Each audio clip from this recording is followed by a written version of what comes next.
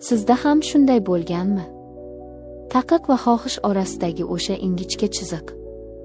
Qachonki aqlingiz to'xta desa-yu, butun vujudingiz bor deb faryod qilsa. O'sha kuni ertalab ko'zimni ochganimda, quyosh nurlari emas, balki mening taqdirimni o'zgartiruvchi olov yonimda uxlayotganini ko'rdim. Zarina. U shunchaki ism emas, u mening eng shirin azobim, mening birinchi haqiqiy ehtirosim edi. O'sha kungi tun bizning sirlarimizni o'z qa'riga yashirdi va men endi avvalgi bola emasdim. Assalomu alaykum, qadrdonlar. Bugungi hikoyamiz yurakning eng tubidagi yashirin hislar, kutilmagan ehtiros va bir kechalik unutilmas visol haqida. Bu voqea har biringizning qalbingizda qandaydir xotirani uyg'otishi mumkin. Agar samimiy va hayotiy hikoyalar sizga yoqsa, like tugmasini bosing va kanalimizga obuna bo'ling. Biz boshladik. O'sha tong. U boshqacha edi. Derazadan tushayotgan quyosh nurlari pushti pardani teshib o'tib, xonaga o'zgacha, sehrli tus berardi. Ko'zimni ochdim, lekin qimirlashga qo'rqdim. Yonimda, qo'l uzatsam yetadigan masofada Zarina opam uxlab yotardi. Uning uykudagi chehrasi shu qadar beg'ubor, shu qadar tinch ediki, nafas olishni ham unutdim. Bir tutam timqora sochlari yuziga tushib turar, quyosh nurlari esa uning silliq, oppoq yelkalarida o'ynardi. Bu manzara mening ichimda uxlab yotgan vulqonni uyg'otdi. Yoshlikning jo'shqin qoni tomirlarimda qaynab, yuragim dukillab urayotganini qulog'im bilan eshitardim. Bu shunchaki shahvat emasdi, bu go'zallikka bo'lgan cheksiz tashnalik edi. Qo'llarim o'z-o'zidan unga tomon cho'zildi. Uning yuziga tushgan sochini sekin, uni uyg'otib yuborishdan cho'chib, qulog'i ortiga o'tkazdim. Barmoqlarim uning ipakdek terisiga tekkanda, vujudimdan tok o'tgandek bo'ldi. Uning lablari gilosdek qizil, biroz shishgan va shirin uyquda edi. Men o'zimni tutib turolmadim.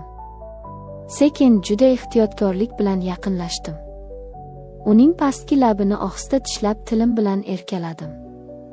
Mening bu harakatimdan u uyg'onmadi, aksincha, u ham uyqusirab javob qaytargandek bo'ldi. Bizning lablarimiz tong sukunatida so'zsiz suhbatlashardi. Ehtiros uchqunlari endi olovga aylanayotgan edi.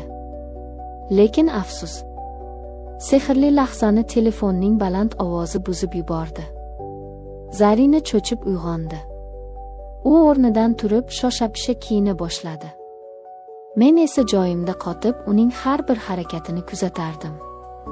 U oppoq ich kiyimlarini, keyin esa o'sha nafis ko'ylagini kiyayotganda, men go'zallikning guvohi bo'lib yotardim. U oynaga bir qarab oldida mening yonimga kelib o'tirdi. Men yana umid bilan lablarimni cho'zdim, lekin u bu safar nafis barmog'i bilan labimni to'sdi. Asalim, ishga kech qolaman. Keyinroq, dedi u ko'zlarimga ma'noli qarab. Uning bu qarashida va'da bor edi. U yuzimdan shoshib o'pdi-yu xonadan chiqib ketdi.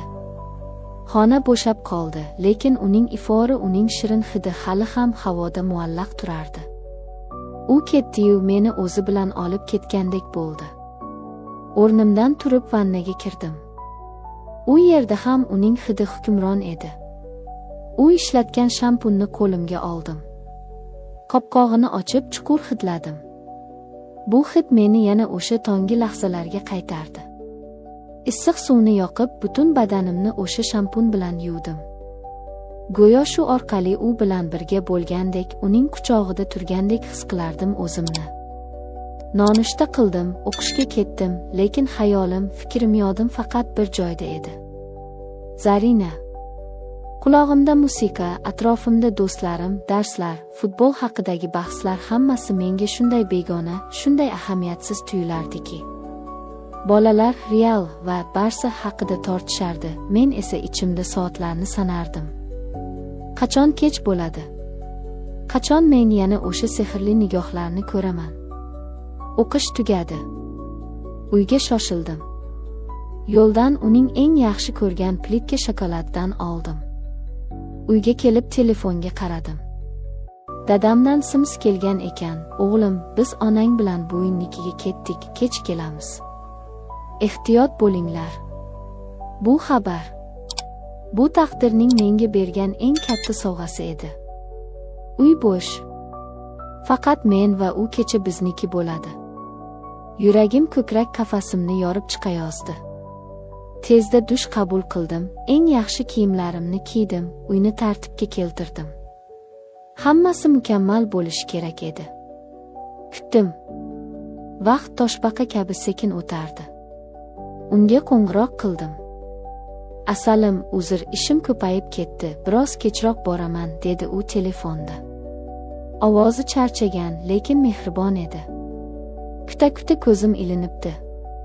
Tushimda ham uni ko'rdim. Eshik qulfining ochilgan ovozidan sapchib uyg'ondim. Keldi. Yugurib chiqdim. U dahlizda turardi.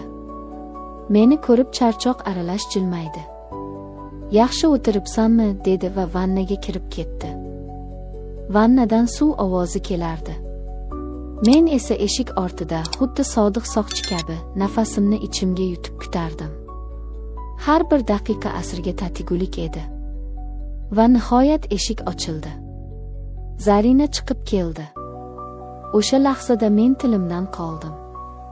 Uning egnida tizzasidan biroz yuqorida turuvchi qizil ipak ko'ylak bor edi. Bu rang unga shunday yarashgandiki, u xuddi yonib turgan olovga o'xshardi. Nam sochlari yelkasiga yoyilgan, yuzidan taralayotgan issiq hovur meni mast qilardi. U engashib tuflisini to'g'rilayotganda, ko'ylakning etagi biroz ko'tarildi. Oppoq sonlari, nafis oyoqlari. Tomog'im qurib qoldi. O'zimni tutib turolmadim. Eshikni qulfladimda, yugurib borib uni ortidan mahkam quchoqladim. Sizni sog'indim, deb pichirladim bo'yniga yuzimni bosib. Uning badani qaynoq edi.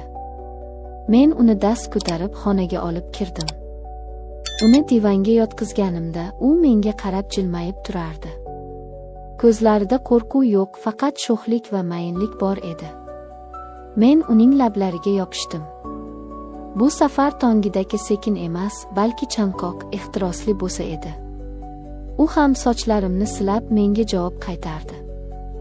Lekin men shoshqaloqlik qildim. Qo'llarim uning nozik tanasi bo'ylab sayr qilib, nazoratni yo'qota boshlaganimda, u kutilmaganda meni to'xtatdi.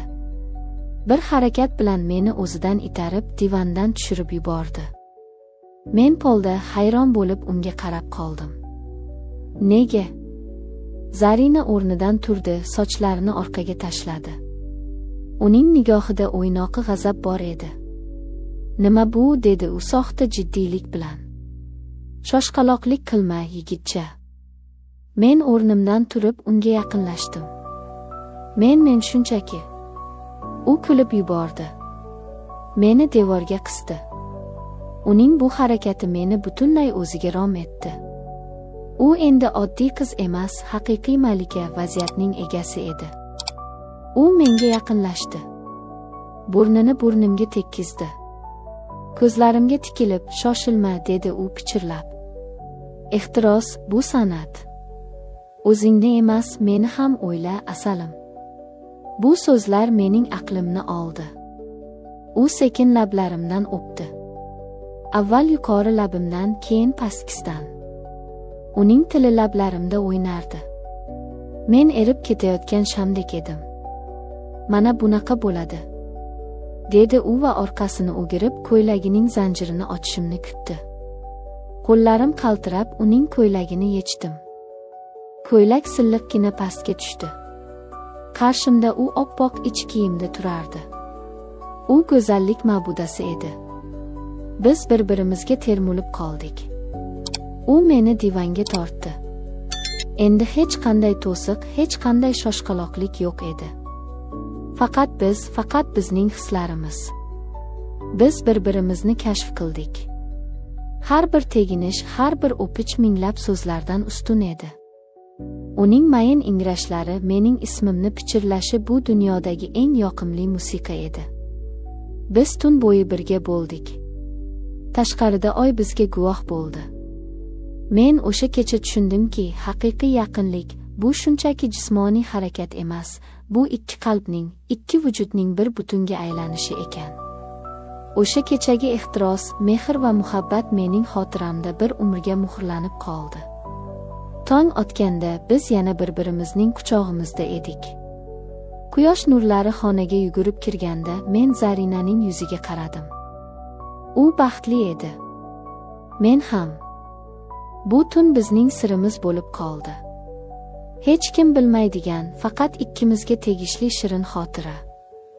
Azizlar, muhabbat va ehtiros bu inson hayotining eng go'zal bezagi.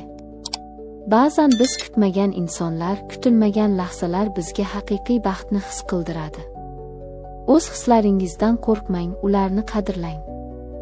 Agar hikoyam sizga manzur bo'lgan bo'lsa, o'z fikrlaringizni izohlarda yozib qoldiring.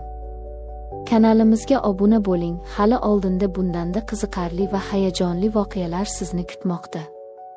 Xayr, salomat bo'ling.